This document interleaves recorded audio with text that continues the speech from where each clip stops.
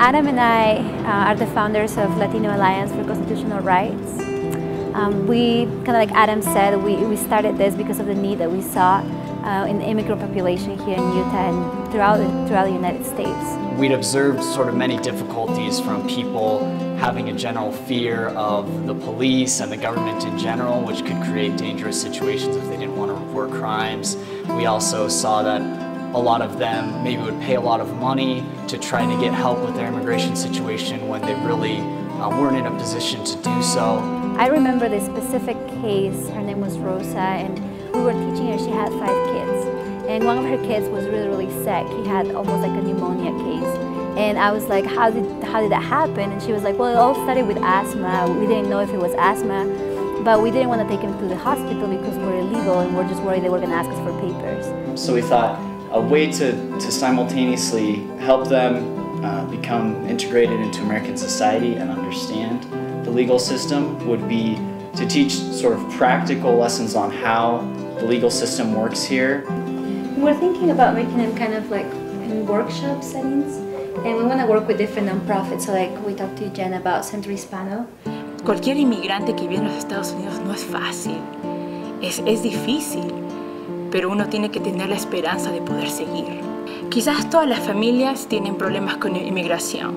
Las familias que llegan tienen muchos problemas financieros, otros por el idioma, especialmente cuando familias llegan y tienen hijos, cómo ponerlos en las escuelas o cómo darles un ambiente que sea seguro.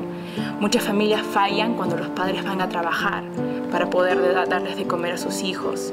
I remember we were teaching a Honduran man named Dario, and he was actually robbed by some men that dressed up like police and pretended to be police, and he was of course very deferential to them, but they robbed him, and he understood that they were criminals, and that's obviously a very serious crime to impersonate a police officer.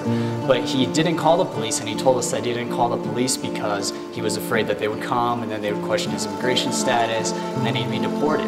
La señora me mira y me dice, ven al baño conmigo.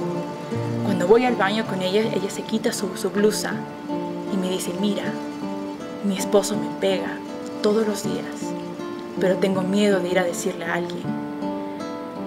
Yo me acuerdo que le sonreí, la abracé y le dije, no, eso no va a pasar.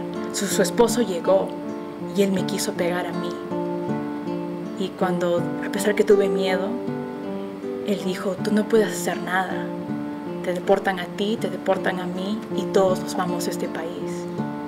Y cuando yo una vez más dije, qué ignorancia tienen las personas a veces. He's also being abused by his employer because his employer, who probably obviously knew that he was in the country illegally when they hired him, but they kept having him work saying that they would pay him if he could just produce a social security number.